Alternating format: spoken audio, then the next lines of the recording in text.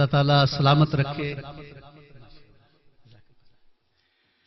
مہمانان گرامی کو اور دینی اعتبار سے ہماری سرپرستی فرمانے والے علماء کرام کو، تو رانا راشد احسان صاحب اور بھائی عبدالقدوس صاحب سے میں گزارش کروں گا کہ مہمانان گرامی کو الوداع کریں اور باقی دوست احباب سکون کے ساتھ تشریف رکھیں. پروگرام کو مزید آگے بڑھایا جاتا ہے اور مختصر خطاب کے لیے دعوت دی جاتی ہے حافظ اسامہ کو. حافظ اسامہ صاحب وہ تشریف لاتے ہیں مختصر خطاب کے لیے. شاید وہ کہیں چلے گئے ہیں. ماشاءاللہ ماشاءاللہ ماشاءاللہ.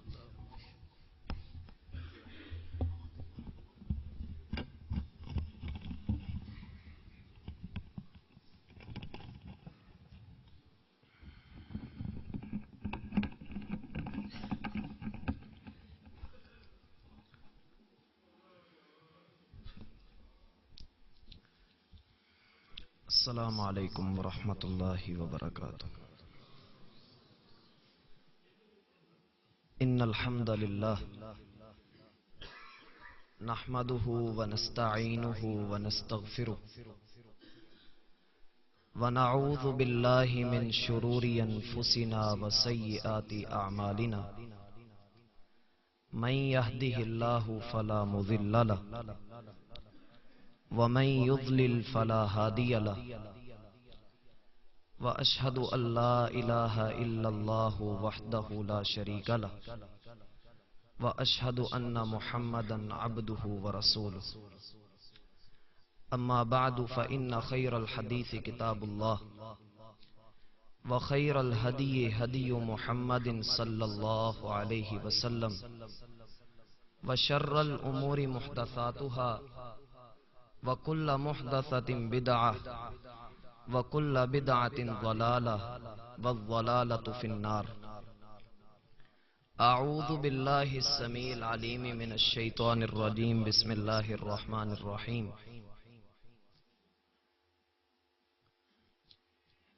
اس دنیا کا نظام، اس کائنات کے اندر انسان کی حیثیت کسی سے ڈھکی چھپی نہیں. ہر انسان اس دنیا میں جس مقصد کے لیے آیا ہے وہ ہر انسان سمجھتا بھی ہے، اس کو سامنے بھی رکھتا ہے. اور انسان کی بنیادی ضرورت ہے کہ وہ اپنی ضرورت کو دوسروں کے سامنے رکھے اور اس ضرورت کو ضرورت کے مطابق استعمال کرے. انسان جب ضرورت سے آگے بڑھ کر سہولیات اور فضولیات میں پڑ جاتا ہے تو نہ صرف یہ کہ معاشرے میں بگاڑ پیدا ہو بلکہ معاشرہ تباہی کی طرف اپنا ایک خاموش سفر بھی شروع کرتا ہے. پھر نہ انسان خود بچتا ہے اور نہ اس کے ساتھ جڑے ہوئے افراد بچتے ہیں. میرا بھائی، معاشرے کے اندر بڑی بڑی خرابیاں اور بڑے بڑے ایسے اتار چڑھاؤ دیکھنے کو ملتے ہیں جس میں دین کو سمجھنے والا، دنیا کو پکڑنے والا انسان دیکھتا ہے تو حیران بھی ہوتا ہے اور پریشان بھی ہوتا ہے کہ اس معاشرے کو تباہی کے دانے پر پہنچایا تو کن باتوں نے پہنچایا. جب ہم غور کرتے ہیں تو کائنات کے اندر جس رشتے کو سب سے پہلے رکھا جاتا ہے، جس کی بنیاد پر انسانیت کی بنیاد رکھی گئی ہے، وہ حقوق الزوجین ہے. جس کو نہ صرف یہ کہ اسلام نے وہ اہمیت دی جس کے بعد نہ مرد کا وہ مقام نہ عورت کا وہ درجہ کہ جس میں رہ کر عورت تذلل کا شکار ہو یا مرد اپنی حاکمیت اور قوامیت کو سامنے رکھے، بلکہ اسلام نے دونوں کو ایسی ایسی جگہ پر رکھ دیا ہے کہ دنیا بھر کا کوئی بھی مذہب اسلام کی اس شک کا مطالبہ اور اس کے ساتھ اس کا مقابلہ نہیں کر سکتا. اور اس پر ہمیں اللہ کا شکر ادا کرنا چاہیے کہ جس رب نے ہمیں سمجھ بھی دی اور سمجھ کے ساتھ ساتھ محمد الرسول اللہ صلی اللہ علیہ وسلم کی امت میں رکھ دیا. اور یہ ہمارے اوپر بہت بڑا احسان ہے کہ جس رب نے ہمارے لیے اپنی نشانیوں میں سے ایک نشانی رکھی وَمِنْ آيَاتِهِ أَنْ خَلَقَكُم مِّنْ أَنفُسِكُمْ أَزْوَاجًا لِتَسْكُنُوا إِلَيْهَا وَجَعَلَ بَيْنَكُم مَّوَدَّةً وَرَحْمَةً. اللہ رب العزت نے اس دنیا کو جب بنایا ہے تو اللہ کی نشانیوں کو دیکھنا ہو تو تم یہ دیکھو کہ ایک مرد کے دل کے اندر اپنی بیوی کے لیے کتنی محبت ہے. یہ موضوع کہ مرد کے حقوق اور بیوی کے حقوق جس قدر خشک موضوع ہے اس قدر ہی زیادہ اس کی ضرورت معاشرے کے اندر پائی جاتی ہے. اللہ کی قسم ہمارے ہاں یا تو بیوی کو اس قدر ذلیل سمجھ لیا گیا ہے کہ اس کی کوئی حیثیت ہی باقی نہیں چھوڑی، اور مرد نے اپنے آپ کو اس قدر بلند پایا سمجھ لیا کہ اس سے بڑھ کر نیک ہے ہی کوئی نہیں. میں اپنے اس مختصر سے وقت میں آپ کے سامنے چند گزارشات بھی رکھوں گا اور وہ کڑوے حقائق بھی رکھنا چاہوں گا جن سے ہم نظر نہیں پھیر سکتے.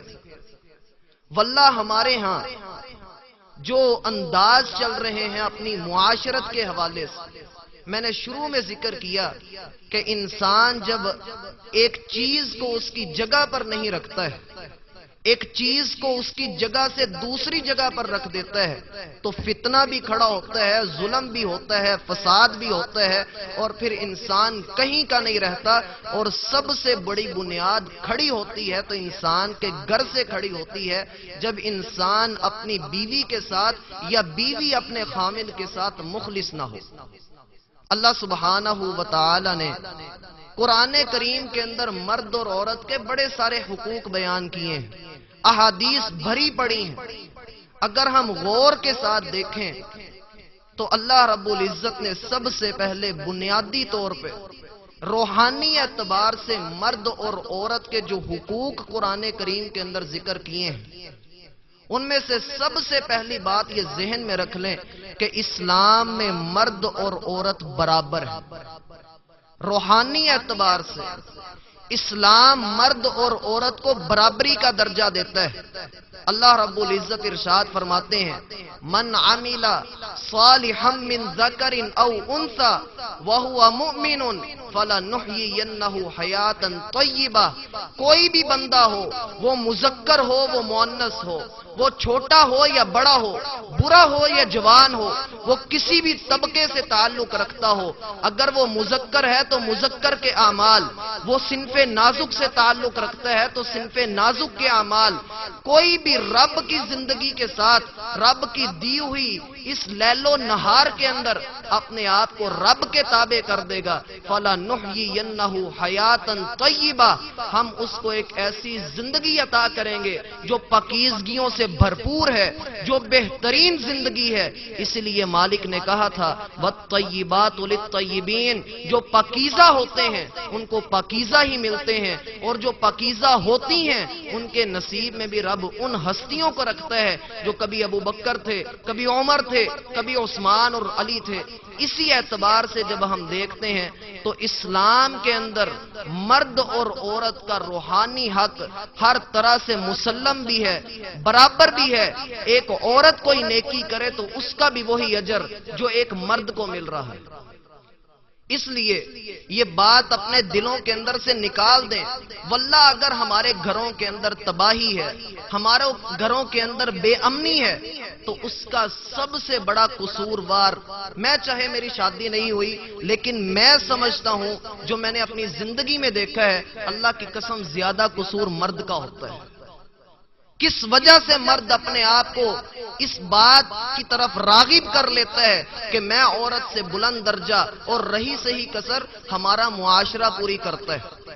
اور یاد رکھیے اس موضوع پر بحث کرتے ہوئے بعض حضرات ایک غبارے میں ہوا بھر دیتے ہیں، یا تو مرد کی طرف جھک جانا یا عورت کی طرف جھک جانا. اس لیے ایک نشست کے اندر بیٹھ کر دونوں طرف معتدل مزاجی رکھنا، اس کو آپ نے میرے ساتھ ساتھ چلنا بھی ہے، اور اس بات کو بھی مد نظر رکھنا ہے کہ میری کہی ہوئی باتیں پچھلی بھی ذہن میں رکھیں اور آنے والی بھی ذہن میں رکھیں، تب انسان سمجھ سکتا ہے کہ ایک عورت کے ساتھ اس کا تعلق کیسا ہونا چاہیے اور ایک عورت کا اپنے خامند کے ساتھ کیسا تعلق ہونا چاہیے۔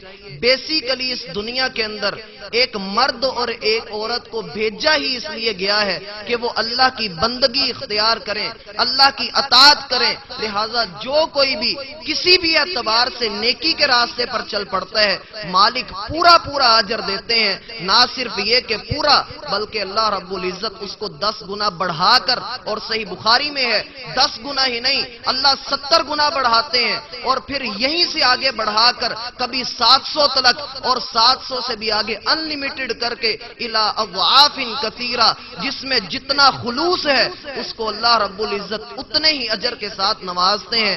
اسی لیے مالک نے فرمایا کہ تیرے رب کے ہاں عزتوں والا، رفتوں والا، اور جس کی اللہ رب العزت کے ہاں بڑی اکرام نوازی ہے، وہ وہی ہے ان اکرمکم عند اللہ اتقاکم، جس نے تقوی کو اختیار کر لیا، جو اپنے رب کی ناراضگی سے ڈر گیا، اور جس نے اپنے دل کے اندر اپنے رب کو ناراض کرنے سے ڈر پال لیا، تو یہی بندہ کامیاب بھی ہے، رب کے ہاں عزتوں والا بھی ہے۔ وَأَمَّا مَنْ خَافَ مَقَامَ رَبِّهِ وَنَهَى النَّفْسَ عَنِ الْهَوَىٰ فَإِنَّ الْجَنَّةَ هِيَ الْمَأْوَىٰ، جو اپنے رب کے مقام کو پہچان لے، جو ڈر جائے، جو اپنا ماتھا زمین پہ لگا لے، وہ مرد ہو یا عورت ہو، مالک اس کا ٹھکانہ جنت کے اندر بناتے ہیں۔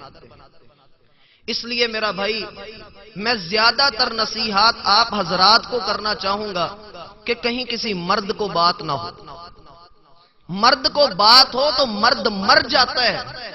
ایک بزرگ اپنے کندھے کے اوپر بندوق لیے جا رہے تھے، کچھ نوجوانوں نے ان کو دیکھا تو کہنے لگے بابا جی بندہ مارنا دے، بندہ مارن لئی بندوق رکھی۔ کہنے لگے نہیں پتر، بندہ تے گل نہیں مر جاندا، اے تے سوراں نوں مارن لئی رکھی، بندہ تے گل نہیں مر جاندا۔ تو جو مرد ہوتا ہے اگر اس کو عورت کی طرف سے بات مل جائے، عورت اس کے اوپر الزام لگا دے یا صنف نازک کہے کہ اس نے میرے ساتھ یہ کیا، اس نے میرے حقوق میں کوتاہی کی، تو میرا بھائی وہ مرد کیسا مرد ہے؟ ایک ایسی جان کے اوپر ظلم کر رہا ہے، ایک ایسی جان پر حکومت کرنے کی کوشش کر رہا ہے جس جان کو اللہ رب العزت نے خود قواریر قرار دیا۔ محمد الرسول اللہ صلی اللہ علیہ وسلم نے آپ گینے کہا، جن کے معاملے میں اللہ سے ڈرنے کا حکم دیا۔ آج ہم لوگ اگر اپنی بیویوں کے ساتھ معاملہ خراب کرتے ہیں یا ان کے حقوق ادا کرنے میں کوتاہی کرتے ہیں تو اللہ کی قسم اس میں ہمارا قصور ہے۔ اسی لیے رسول اللہ صلی اللہ علیہ وسلم نے فرمایا تھا کہ تم لوگوں سے حقوق کے متعلق سوال کیا جاتا رہے گا یہاں تک کہ کل قیامت کے دن جب تم اپنے رب کے ہاں پیش ہوگے تو تم سے سوال ہوگا ان حقوق کے بارے میں۔ اس دن اللہ رب العزت ظلم نہیں کرے گا، اس دن اللہ رب العزت ایک ایک چیز کا حساب لے گا، اور اس حساب میں اللہ کے رسول فرماتے ہیں کہ عدل کیسی خوبصورتی سے ہے کہ اگر دنیا میں کسی بغیر سینگ کی بکری نے اپنے اوپر ظلم کروایا ہے، کسی سینگ والی بکری نے اس کو ٹکر ماری ہے، کل قیامت کے دن اللہ رب العزت اس بغیر سینگ کی بکری کو سینگ عطا کرے گا اور یہ اپنا بدلہ لے گا۔ وہ حدیث بڑی مشہور آپ نے سنی ہوگی کہ ایک شخص جنت کے لیے جا رہا ہے، اس کو گھیرنے والے آ جاتے ہیں، جنت کا فیصلہ ہو چکا ہے، لیکن جب اس کو گھیر لیا جاتا ہے تو اللہ سبحانہ و تعالی پوچھتے ہیں کہ اس کو کیوں گھیرا ہے؟ لوگ کہتے ہیں شتمنی، اے اللہ اس نے مجھے گالی دی ہے، اس نے میرا حق مارا ہے، اکل مال ھذا سفک دم ھذا، فلاں کا مال کھایا، فلاں کا خون بہایا، فلاں کا حق مارا۔ اللہ رب العزت اس وقت عدل کریں گے، اور اس عدل کی مثال کیا ہے؟ اللہ رب العزت اس کی نیکیاں لے کر ان بندوں کو دیں گے، اور یہاں تک کہ ساری نیکیاں ختم ہو جائیں گی، حق لینے والے اپنے حق کے مطالبے کے لیے کھڑے ہوں گے، اور جب مطالبہ اللہ رب العزت نے پورا کرنا ہے تو یہی جنتی شخص ان لوگوں کے گناہوں کا بوجھ لے کر اپنے کندھوں کے اوپر اللہ رب العزت اوندا منہ کر کے جہنم کے اندر گرائیں گے۔ لہٰذا میرا بھائی، حقوق کو سمجھ لیجئے، حقوق اللہ رب العزت معاف کر ہی دیں گے۔ حقوق العباد کے اوپر اگر پکڑ ہو گئی تو یاد رکھیے اس کے اندر جب تک بندے معاف نہ کریں چھوٹ نہیں ہونی۔ اور یہ بھی ایک غلط فہمی دور کرتا چلوں کہ جو لوگ یہ کہتے ہیں کہ حقوق اللہ تو خیر ہے، چلو چھوڑ دو، نماز چھوڑ دی کوئی مسئلہ ہی نہیں ہے، جھوٹ بول لیا کوئی مسئلہ ہی نہیں ہے، خیانت کر لی کوئی مسئلہ ہی نہیں ہے، یہ اللہ کے حق ہے۔ اللہ کے حق ہیں یا نہیں ہے؟ یہ اللہ کے حق ہے۔ نماز چھوڑ دی کوئی مسئلہ نہیں، لیکن میں گھر میں بڑا اچھا ہوں، میں فلاں کے ساتھ بڑا اچھا ہوں، میں یہ کرتا ہوں وہ کرتا ہوں۔ اللہ کی قسم وہ بندہ کذاب ہے، جھوٹ بولتا ہے، وہ مخلص ہو کر حقوق العباد نہیں ادا کر رہا، کیونکہ اللہ رب العزت نے ہمیں اپنے حق بتلائے تو پھر بندوں کے حق بتلائے۔ اگر حقوق اللہ نہ ہوتے تو اللہ کی قسم حقوق العباد بھی نہ ہوتے۔ جو بندہ اللہ کا حق نہیں ادا کرتا وہ بندوں کا حق ادا کر ہی نہیں سکتا۔ اس لیے بندوں کے حقوق پوری طرح ادا کرنے تو ہیں ہی ہیں، لیکن جو اللہ کے حقوق کے اندر کوتاہی کرتا ہے اس کے ہاں جو بندوں کے حقوق ہیں اللہ رب العزت ان کو بھی قبول نہیں کرنے والا۔ اس لیے جو نماز ہے، جو غیبت ہے، جو روزے ہیں، جو جھوٹ اور خیانت ہے، ان سے بچنے کا اور ان کے کرنے کا اہتمام کیجئے۔ اللہ رب العزت کے حقوق ادا ہوں گے تو اگلی بات چلے گی۔ تو آتے ہیں اپنے اصل موضوع کی طرف۔ ایک مرد کے اوپر ایک بیوی کے کیا حقوق ہیں، کن کن چیزوں کو مد نظر رکھنا ہے، ان ساری چیزوں سے پہلے ایک بات میں آپ کو بتلاتا چلوں کہ ایک مرد ہونا کیسا چاہیے، ایک مرد کے اندر اوصاف کون سے ہونے چاہیے، ایک مرد کیسا ہے، اسلام اس کو کس نظر سے دیکھتا ہے۔ آئیے دیکھتے ہیں قرآن کریم کے اندر اللہ رب العزت ارشاد فرماتے ہیں ان المسلمین والمسلمات، اس کی پہلی شرط یہ ہے کہ وہ مسلمان ہو، والمؤمنین وہ مومن بھی ہو، والقانتین رب کے لیے جھکنے والا بھی ہو، والخاشعین اللہ سے ڈرنے والا بھی ہو، والصابرین صبر کا مظاہرہ کرنے والا، اللہ کے راستے میں صدقہ کرنے والا، مالک کے لیے روزہ رکھنے والا، اپنے رب کے لیے خشوع و خضوع اختیار کرنے والا، وہ بندہ اپنے کردار کو پاک رکھنے والا، عورتوں سے دور رہنے والا، اپنی عورت کے ساتھ اپنی حاجت پوری کرنے والا، اور یہی وہ بندہ جس کی زبان سے جب نکلے تو سچ نکلے، یہ آنکھ اٹھے تو اپنے رب کے لیے، یہ جھکا جھکا نکھرا نکھرا، یہی مومن اپنے رب کے لیے جب اپنے اندر یہ اوصاف پیدا کر لیتا ہے تو اللہ رب العزت ایسے شخص کو بہترین بیوی بھی عطا کرتے ہیں، اور اس کے اندر جو بہترین اخلاق رکھ دیا جاتا ہے۔ اس لیے میرا بھائی، کیا میرا اور آپ کا کردار ایسا ہے کہ ہم اللہ رب العزت کی نظر میں وہ مقام حاصل کر سکیں جو اسلام ہمیں دیتا ہے؟ تو پہلی شرط کے اندر ہمیں یہ دیکھنا ہے کہ کیا میرے اندر ایسی خوبی تو نہیں کہ جس کی وجہ سے، جس کو میں اپنے اندر خوبی سمجھتا ہوں، میں دین سے دور ہو رہا ہوں۔ نکاح کے حوالے سے اللہ سبحانہ و تعالی نے جو پہلی نصیحت بیان کی ہے، میرا بھائی ذرا توجہ چاہیے، آپ کی توجہ نہیں ہے، توجہ کے ساتھ بات سنیے۔ 4 علماء کا پروگرام ہے، اور میں نے جب سب کے موضوعات کو دیکھا تو اللہ کی قسم مجھے اپنا موضوع سب سے مشکل لگا۔ احمر بھائی نے مجھے تقریباً 1 ماہ پہلے بتلایا، اور میں 1 ماہ سے اس کی تیاری کر رہا ہوں، اور میں ابھی تک ذہنی طور پہ مطمئن نہیں ہوں کہ میں آپ کو سمجھا سکوں گا یا نہیں سمجھا سکوں گا، لیکن میں اپنی کوشش ضرور کروں گا۔ نکاح کے حوالے سے جو دین اسلام پہلی شرط بیان کرتا ہے، ایک مرد کے اندر کون سی صفت ہونی چاہیے، میرے جوان کے اندر، میرے بھائی کے اندر کون سی شرط ہونی چاہیے، وہ محسن ہونا چاہیے۔ یہ محسن کیا ہے؟ یہ میم، ہا، صاد اور نون، یہ محسن کیا ہے؟ حصن عربی میں کہتے ہیں قلعے کو، مضبوط بنیاد کو۔ محسن وہ ہوتا ہے جو شخص اپنے کردار میں اتنی مضبوطی پیدا کر لے، اپنے آپ کو اتنا مضبوط کر لے کہ اس کے ساتھ کسی دوسری عورت کا نام نہ جڑا ہو۔ وہ جب کسی کے ساتھ نکاح کرے تو اس عورت کے ساتھ صرف اپنی جنسی خواہش پوری کرنے کے لیے نکاح نہ کرے، بلکہ مرتے دم تک نباہ کرنے والا، اس کی عزت کی حفاظت کرنے والا، اس کو مکمل طور پہ سکون مہیا کرنے والا، یہ محسن ہوتا ہے۔ مالک ان کی تعریف کرتے ہیں، میرے یہ بندے محسنین ہیں جو اپنے اندر یہ مادہ پیدا کر لیتے ہیں کہ گفتار کے بھی غازی، کردار کے بھی غازی۔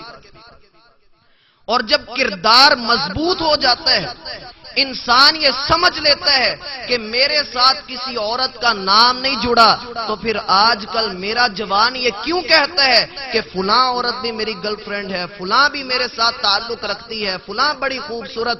یہ کیسا کردار ہے کہ دعوے تو محمد الرسول اللہ سے محبت کے، لیکن اس سے اس قدر دوری ہے کہ محمد الرسول اللہ صلی اللہ علیہ وسلم نے فرمایا تھا، استوصوا بالنساء، میں تمہیں عورتوں کے متعلق وصیت کرتا ہوں، تمہیں ڈراتا ہوں کہ ان عورتوں کے متعلق اللہ سے ڈر جانا۔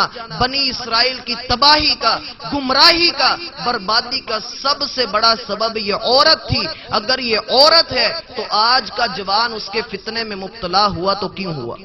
عورت کو بڑا کہا جاتا ہے، پردہ نہیں کرتی، یہ نہیں کرتی، وہ نہیں کرتی۔ میرے جوان، اللہ رب العزت نے قرآن میں یہ کہا، قُل لِّلْمُؤْمِنِينَ يَغُضُّوا مِنْ أَبْصَارِهِمْ، عورتوں کو بڑا سنایا جاتا ہے، نظر نیچی نہیں رکھتی، اپنے آپ کو ڈھانپ کر نہیں رکھتی، یہ نہیں کرتی، وہ نہیں کرتی۔ کبھی سوچ کر تو دیکھ، اس سے پچھلی آیت میں ہی مالک کہتا ہے، اے مومن مرد، تو اپنی نظر کو پہلے نیچا رکھ، تو اپنے اندر پردہ لے کر گیا۔ اتنے سخت احکامات عورت کے لیے نہیں ہے جتنے مرد کے لیے ہیں، کیونکہ اس نے باہر نکلنا ہے، اس نے تجارت کرنی ہے، معاشرت کرنی ہے، سیاست میں حصہ لینا ہے۔ تو میرا بھائی اپنی نظر کو سب سے پہلے نیچا رکھیے، کیونکہ یہ آپ کے کردار کے لیے بہت ضروری ہے۔ جب کردار مضبوط ہوگا تو پھر ہی لوگ یہ کہتے ہیں کہ ما جربنا علیک کذبا، اے محمد آپ کی زبان سے کبھی جھوٹ نہیں سنا۔ بنتا ہے کہ نہیں بنتا؟ محسن ہونا بنتا ہے کہ نہیں بنتا؟ بنتا ہے، اور یہ فرض ہے۔ اللہ رب العزت نے میرے اور آپ کے اوپر یہ قانون لاگو کیا ہے، تو کسی عورت کے ساتھ جڑنا چاہتا ہے تو تیرے اندر یہ احسان والی صفت ہونی چاہیے۔ یہ کیسا انصاف ہے کہ آج کسی کی ماں، بہن، بیٹی کے ساتھ میرے میسیج کے اوپر باتیں ہو رہی ہوں، میں کسی سے درپردہ تعلقات رکھے ہوئے ہوں، اور میں امید کروں کہ مجھے نیک اور پارسا بیوی ملے، یا میرے گھر کے اندر موجود میری ماں، بہن اور بیوی بیٹی اس سے محفوظ ہو۔ یہ ناانصافی اپنے ساتھ ہے، یا اپنے گھر کے ساتھ ہے، یا کسی کی ماں بہن کے ساتھ ہے، یہ مجھے اور آپ کو سوچنا ہے۔ میں نے شروع میں کہا میری باتیں کڑوی بھی لگیں گی، کڑوے حقائق آپ کے سامنے رکھوں گا، اس لیے میں ایڈوانس میں آپ کے ساتھ معذرت کر رہا ہوں۔ لہٰذا میرا بھائی، عورت کے ساتھ نکاح سے پہلے کوئی بھی تعلق ہے، اللہ کی قسم حرام ہے۔ کیسے حرام ہے؟ اگلی چیز اللہ رب العزت اسی آیت میں سورۃ المائدہ ہے، محسنین غیر مصافحین، در پردہ کسی سے تعلق نہیں رکھتے، موبائل کو کنٹری کوڈ نہیں لگاتے، ان کا موبائل کھلا پڑا ہوتا ہے، کسی سے چھپ چھپ آ کر تعلق نہیں رکھتے، تعلق ہے تو سرعام ہے۔ اور جب یہ ترجمہ کسی نے کیا تو لوگوں کے اندر مشہور ہوا، پیار کیا تو ڈرنا کیا؟ کہتے ہیں کہ نہیں کہتے؟ لوگ کہتے ہیں، اللہ کی قسم بیٹیاں اکڑ جاتی ہیں سامنے، اور ایک لڑکا جوان جس کا خون جوش مار رہا ہے وہ بھی اپنے باپ کے سامنے اکڑ کر کہتا ہے کہ ابا جی نہیں، مجھے اس کے ساتھ پیار ہے، مرنا جینا اسی کے ساتھ، وعدے کیے ہیں، وفایوں کے وعدے کیے ہیں، یہ ہوا وہ ہوا۔ اللہ فرماتے ہیں ایک مومن جو ہوتا ہے، جس نے نکاح کرنا ہے، جس نے باکردار بننا ہے، وہ غیر مصافحین کی لسٹ کے اندر آ کر کے تو دیکھے کہ وہ در پردہ کسی سے تعلق نہیں رکھتا، وہ راتوں لمبے پیکیجز لگا کر کسی سے باتیں نہیں کرتا، وہ ہوتا ہے تو اپنے رب کے ساتھ باتیں کرنے والا، وہ اپنے رب کے ساتھ اپنی جبی رکھنے والا۔ اسلام محبت سے منع نہیں کرتا، اسلام محبت کرنے سے روکتا نہیں ہے، اسلام یہ کہتا ہے آپ کو کوئی عورت اچھی لگی ہے تو آپ اپنے گھر والوں کو بتلائیے۔ میں اپنا بات بتلاتا ہوں آپ کو، اللہ کی قسم ہمارے خاندان کے اندر ایسا ہی ایک معاملہ پیش آیا۔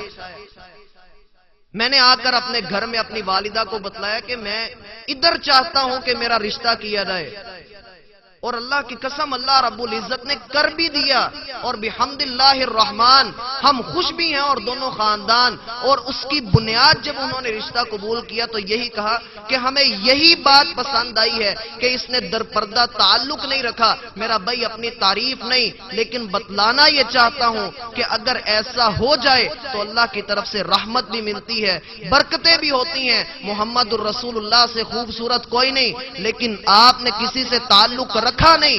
اور اسی طرح یوسف علیہ السلام سب سے بہترین دنیا کا آدھا حسن دیا گیا، اور وقت کا حسن آ کر کے دعوت دیتا ہے، ہائی تلک ہماری طرف آ جا، ہر طرح کے راستے کھلے ہیں، پردے بھی رکھ لیے جائیں گے، سب کچھ کر لیا جائے گا، لیکن کیا کہتے ہیں؟ معاذ اللہ، مجھے اپنے رب کی پناہ ہے، انہ ربی احسن مثوائی، میں عزیز مصر کا چاہے غلام صحیح لیکن اپنے مالک کی نمک حرامی نہیں کر سکتا۔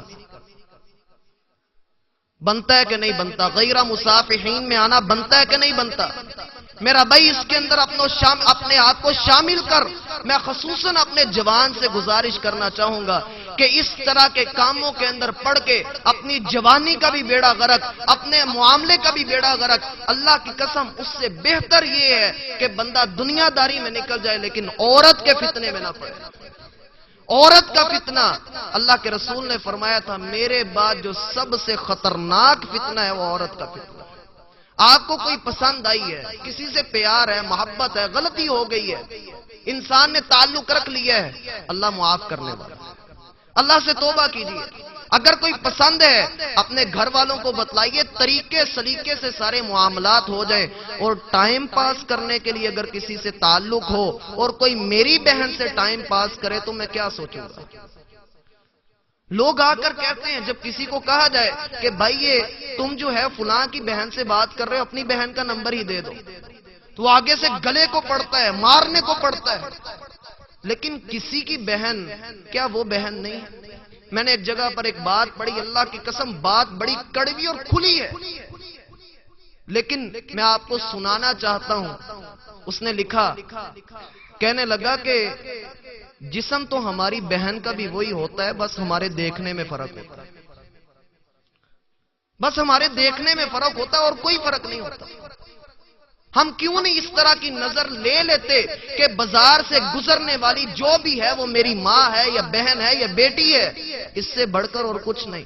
اسلام نے جو درجہ عورت کو دیا ہے، اللہ کی قسم ہم نے اس کو کیسے پامال کیا، اندازہ صرف اسی بات سے لگا لیجئے کہ ہماری گالیوں میں صرف ماں ہوتی ہے یا بہن ہوتی ہے۔ ہم گالی صرف ماں اور بہن کی دیتے ہیں، اور اگر بیوی کی بات ہے تو ہم لڑ پڑتے ہیں۔ یہ مقدس ترین رشتے جن کو اللہ رب العزت نے قرآن میں ذکر کیا، حدیث میں جن کا بے شمار جگہوں پر ذکر ہے، ہم نے ان کو گالیوں سے مزین کر دیا۔ اللہ ہمیں محفوظ فرمائے۔ اس لیے میرا بھائی، مرد جو ہوتا ہے وہ نہ تو کسی سے ٹائم پاس کرتا ہے اور نہ اپنے کردار کے اندر جھول لے کر آتا ہے۔ ایک کردار کا واقعہ سناتا ہوں۔ رسول اللہ صلی اللہ علیہ وسلم کے پاس رمضان کے مہینے میں آپ کی بیوی سیدہ صفیہ رضی اللہ عنہا وہ ملاقات کے لیے آتی ہیں، دونوں میاں بیوی بات کرتے ہیں، رات کا کافی حصہ بیت جاتا ہے۔ آپ علیہ السلام ان کو کہتے ہیں کہ آؤ صفیہ میں تمہیں گھر چھوڑ کر کے آؤں۔ آپ مسجد سے نکلتے ہیں اور جب راستے سے گزرتے ہیں دو صحابی وہاں پر کھڑے ہوئے نظر آتے ہیں۔ آپ رکتے ہیں، ان کو کہتے ہیں صحابہ یہ میری بیوی۔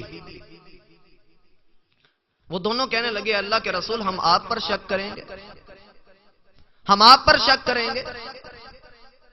اللہ کے رسول صلی اللہ علیہ وسلم نے فرمایا مسئلہ شک کرنے کا یا نہ کرنے کا نہیں ہے، مسئلہ یہ ہے کہ جو سب سے بڑا دشمن جو ہمارے خون کی طرح ہمارے جسم کے اندر دوڑ رہا ہے وہ ویک پوائنٹ کی تلاش میں ہے.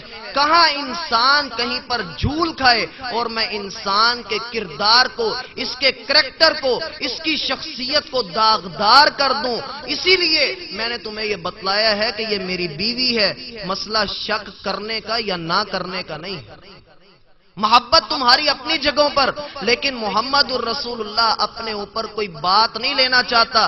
اگر اس شخصیت کے اوپر انگلی اٹھ گئی، اگر کسی نے اس کو داغدار کر دیا تو بتلاؤ قیامت تک کے لیے آنے والے تمام مسلمانوں کا کیا بنے گا. میرا بھائی، مجھ سے جڑے ہوئے لوگ، میرے ساتھی، میرے احباب، میں یہ سوچتا نہیں، میں اپنی عشق کی وادیوں میں بیان کرتے کرتے اس قدر آگے بڑھ جاتا ہوں کہ مجھے پچھلا کچھ یاد ہی نہیں رہتا. محبت کرنے والا مشفق باپ، اپنے ہاتھوں سے کھانا کھلانے والی ماں، بہن کی محبت، بھائی کا درجہ، میں سب کچھ ایک عورت کی خاطر بھول جاتا ہوں. اور جب وہ نہیں ملتی تو کتنے ہی ایسے واقعات. کبھی کراچی سے خبر آتی ہے کہ دونوں نے سروں پر گولیاں مار کر زندگی کا خاتمہ کیا. کہیں یہ خبر ملتی ہے کہ پنکھے سے جھول کر کے اپنے آپ کو مکا لیا. اور پھر اسی طریقے سے کہیں پر بمبوں سے اپنے آپ کو اڑانے کی خبریں ملتی ہیں. اور پھر دنیا کہتی ہے شہید محبت. کہتے ہیں کہ نہیں کہتے؟ سب کچھ کیا جاتا ہے. اور پھر الزام کس کو؟ مولویوں. سارا الزام دین کے اوپر دھر دیا جاتا ہے. دین نے اجازت نہیں دی، دین نے یہ نہیں کیا، وہ نہیں کیا. اللہ کی قسم، دین نے جس قدر مقام، جس قدر تحفظ عورت کو فراہم کیا ہے، کسی اور دین نے دیا ہی نہیں. آپ اخبارات کو پڑھ کر دیکھیے، آپ برطانیہ کی رپورٹ پڑھ کر دیکھیں، آپ یورپ کے سارے جرائد کا مطالعہ کر کے دیکھیں، آپ کو پتہ لگے گا کہ یہ وہی بدبخت لوگ جنہوں نے عورت کو سڑکوں کے اوپر نکالا، مردوں کے شانہ بشانہ کام کرنے کے لیے قائل کیا، یہی وہ لوگ ہیں جن کی سالانہ رپورٹ کے اندر یہ بات آتی ہے کہ 95% خواتین کے ساتھ منہ کالا کیا جاتا ہے اور سریں عام کیا جاتا ہے. کیا ہم ایسے لوگوں سے متاثر ہیں؟ کیا ہم ایسے لوگوں سے متاثر ہوں جن کے ہاں نہ ماں کی کوئی وقت؟ اللہ کی قسم، خبریں ایسی چھپتی ہیں کہ ماں کے ساتھ منہ کالا کیا، اپنی بیٹی سے نکاح کر لیا، اپنی بہن سے نکاح کر لیا. کیا ایسے لوگوں سے ایک مسلمان متاثر ہو جائے صرف اس لیے کہ وہ جدید طبقہ ہے؟ جدید طبقہ، جدید ٹیکنالوجی، کس وجہ سے آج یورپ ہم سے اوپر ہے. یہ مت سمجھیے کہ انہوں نے عورت کو باہر نکالا ہے تو وہ ترقی کی راہ پر گامزن ہوئے. یہ مت سمجھیے. یہ ایک بہت بڑی غلط فہمی ہمارے عوام کے اندر، بالخصوص ہمارے معاشرے کے اندر جو عورت کو باہر نکالتی ہے، یہی وہ غلط فہمی ہے کہ عورت باہر نکلتی ہے تو پھر ترقی ہوتی ہے. ہمارے ایک مشہور صدر کے دور میں بھی اسمبلیوں میں 33% خواتین کو نمائندگی کا حق دیا گیا تھا. ہم اس کے قائل نہیں.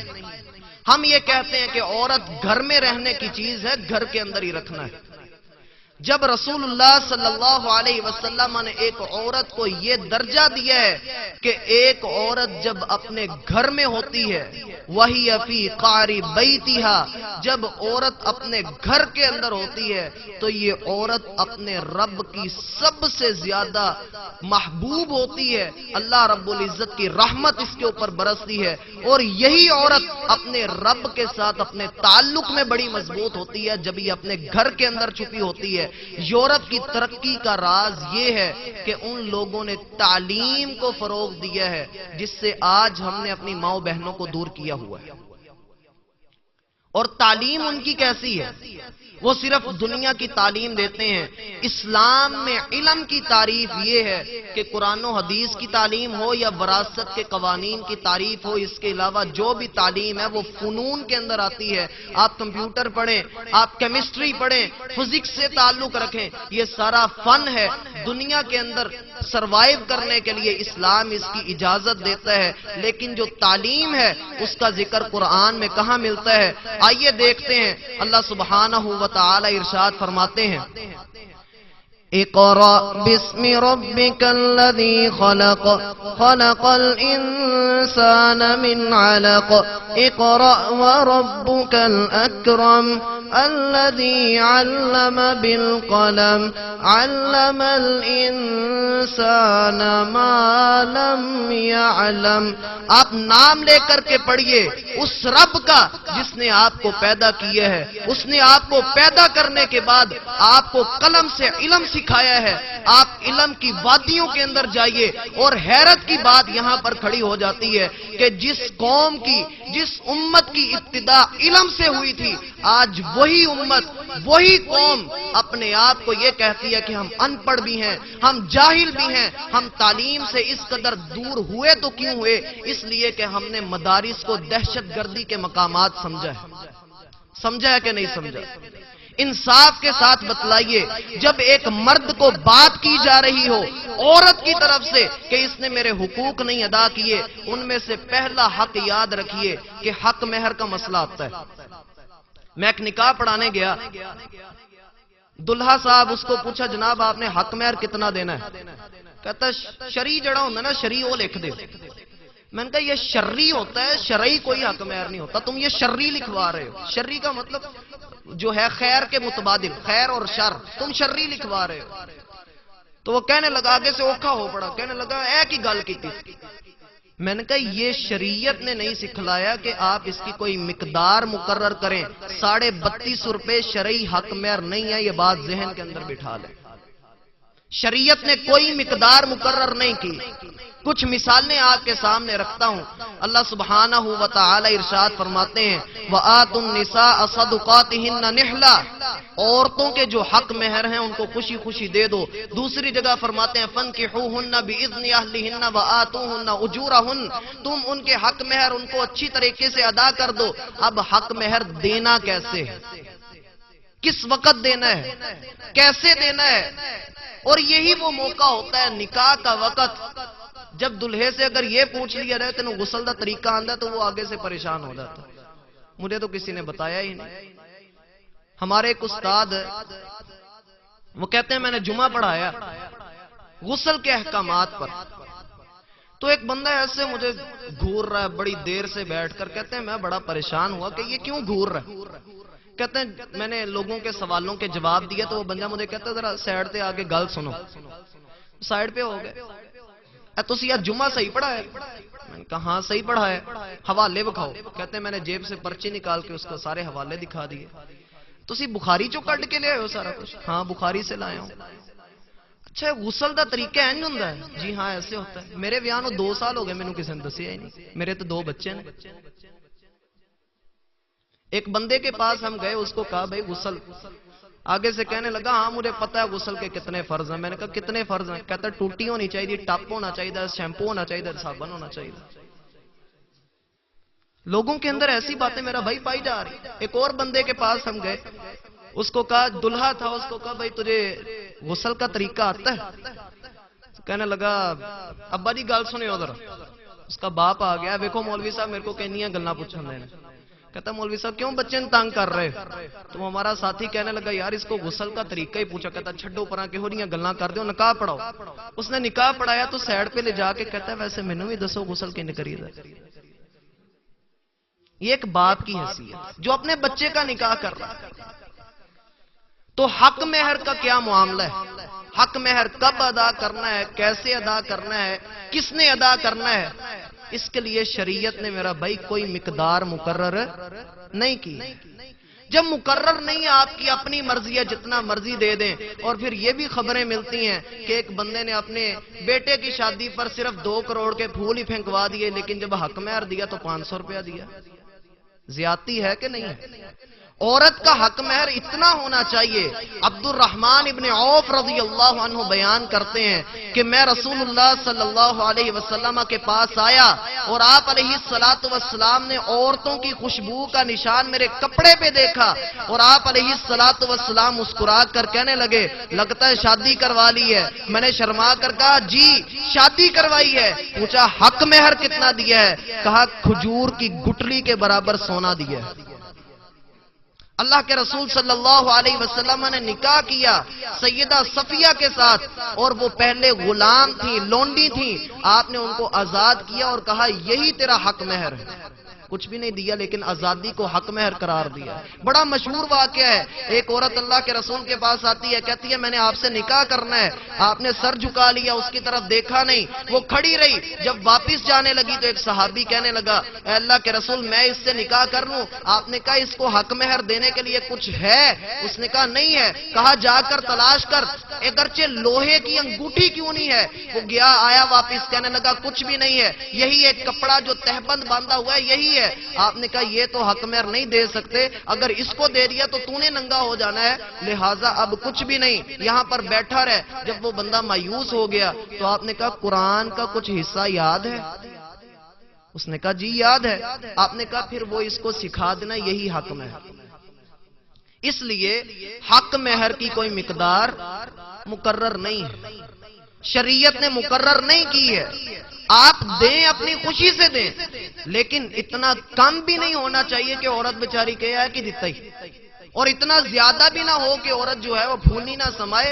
اسلام معتدل مزاج، معتدل مزاجی کا حکم دیتا ہے۔ اس سے آگے بڑھتے ہیں، اسلام جو دوسرا حق ایک عورت کا مقرر کرتا ہے وہ ہے اس کا خرچہ۔ اس کے اندر بھی بڑی کوتاہی ہے، اللہ کی قسم بڑی کوتاہی۔ لکھوا تو لیا جاتا ہے فارم کے اوپر جی ہم روزانہ اتنا دیں گے، ماننا کہ حالات بعد میں خراب ہو جائیں وہ ہو جائیں، لیکن کوئی اس کے اوپر عمل ہی نہیں کرتا ہے۔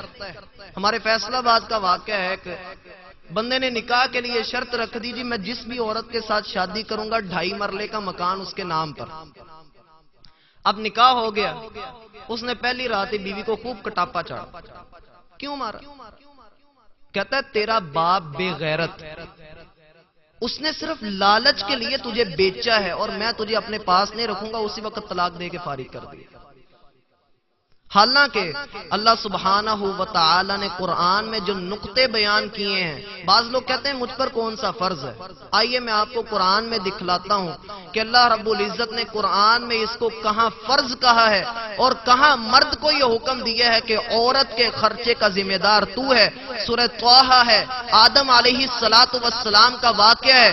اللہ رب العزت ارشاد فرماتے ہیں فَقُلْنَا يَا آدَمُ إِنَّ هَذَا عَدُوٌّ لَكَ وَلِزَوْجِكَ فَلَا يُخْرِجَنَّكُمَا مِنَ الْجَنَّةِ فَتَشْقَىٰ إِنَّ لَكَ أَلَّا تَجُوعَ فِيهَا وَلَا تَعْرَىٰ وَأَنَّكَ لَا تَظْمَأُ فِيهَا وَلَا تَضْحَىٰ۔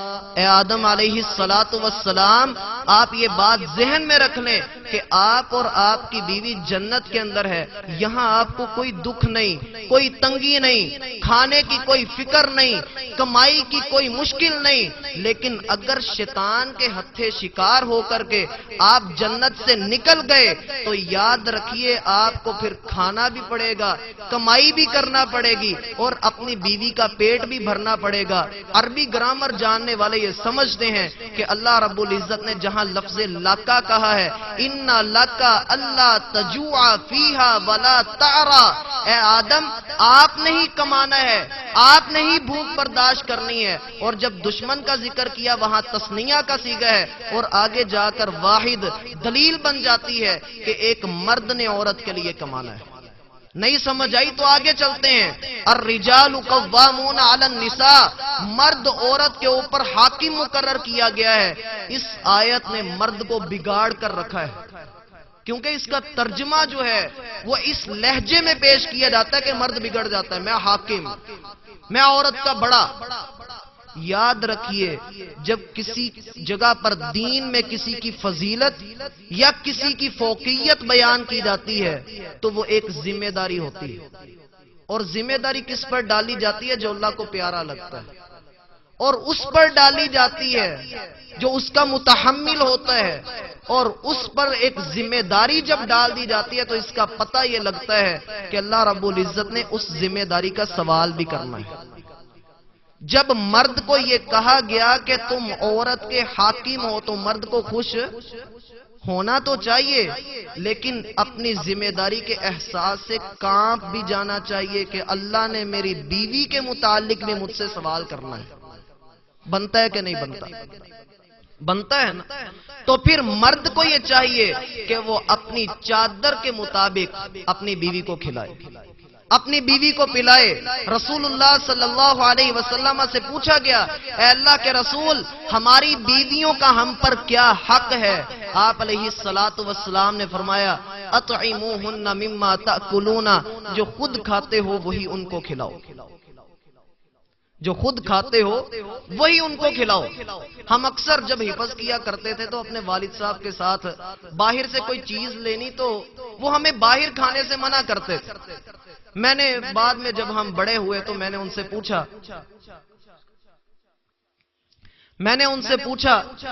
کہ یہ آپ کیوں اس طرح کرتے تھے؟ تو کہنے لگے، یار تیری ماں بھی تو گھر میں ہوتی تھی، اس کو بھی تو کھلانا، اس کا دل نہیں ہے؟ اس لیے میرا بھائی جو خود کھاتے ہیں وہی اس کو کھلانا ہے۔ مزید آگے بڑھتے ہیں، رسول اللہ صلی اللہ علیہ وسلم سے پوچھا گیا، اے اللہ کے رسول بہترین خرچ کون سا ہے؟ آپ نے فرمایا کہ وہ خرچ جو تو اپنی بیوی کے منہ میں ایک لقمہ بھی رکھتا ہے، اللہ رب العزت کو یہ سب سے زیادہ اچھا لگتا ہے۔ اور پھر یہ بھی کہ القاسب حبیب اللہ، جو کماتا ہے اپنے گھر والوں کے لیے وہ اللہ کے راستے میں بھی ہے، اللہ کا محبوب بھی ہے۔ اور تیسرا جو حق عورت کا بنتا ہے میرا بھائی وہ ہے رہائش، اس کو رہائش مہیا کرنی ہے۔ کافی ساری باتیں ہیں جو کرنے والی ہیں، ان میں سے ایک ہے رہائش۔ اسکنوہن من حیث سکنتم من وجدکم، تم جہاں پر رہتے ہو وہیں عورتوں کو رکھو۔ عورت کا چوتھا حق یہ ہے کہ اس کی تعلیم اور تربیت کے اوپر خصوصی نظر رکھی جائے، کیونکہ مالک نے کہا ہے قو انفسکم واہلیکم نارا، اپنے آپ کو جہنم سے اور اپنے گھر والوں کو جہنم سے بچائیے۔ اور سیدہ عائشہ رضی اللہ عنہا بیان کرتی ہیں کہ رات کے وقت جب میں وطروں کے بغیر سویا ہوتی تھی تو اللہ کے رسول صلی اللہ علیہ وسلم مجھے جگا کر کہا کرتے تھے، عائشہ وطر پڑھ لیجئے۔ اور اسی طرح سیدنا اسماعیل علیہ السلام کی تعریف ہے قرآن میں، وَكَانَ يَأْمُرُ أَهْلَهُ بِالصَّلَاةِ وَالزَّكَاةِ، وہ اپنے گھر والوں کو نماز کا حکم دیا کرتے تھے۔ امام احمد بن حنبل رحمہ اللہ کی بیٹیاں جب وہ کھانا پکایا کرتی تھیں تو قرآن کی تلاوت کرتی تھیں۔ ہمیں شکایت ہے نا کہ گھر کے اندر بے برکتی ہے، گھر کے اندر پوری نہیں پڑتی، تو اس میں ایک حق یہ بھی آ جاتا ہے کہ انسان اپنی بچیوں کی یا اپنی بیوی کی تربیت ایسی رکھے۔ بڑا مشہور ہے لوگوں کے اندر کہ شیخ عبد القادر جیلانی جب دنیا میں آئے تو 15 سپاروں کے حافظ تھے۔ چاہے بات من گھڑت ہے لیکن ان کی والدہ نیک تھی۔ ایک بیوی کا نیک ہونا اسی صورت میں آتا ہے کہ جب آپ اچھا کھلائیں، اچھا پہنائیں، اس کے ساتھ دکھ سکھ کے رشتے قائم رکھیں، اعتماد کے ساتھ اس کو رکھیں۔ اللہ رب العزت ہم سب کا حامی و ناصر ہو۔ انہی چند چیزوں کے ساتھ میں آپ سے اجازت چاہوں گا۔ اللہ رب العزت ہم کا یہاں اٹھنا بیٹھنا قبول و منظور فرمائے۔ اللہ رب العزت ہم سب کا حامی و ناصر ہو۔ سبحانک اللہم و بحمدک، اشہد ان لا الہ الا انت، استغفرک۔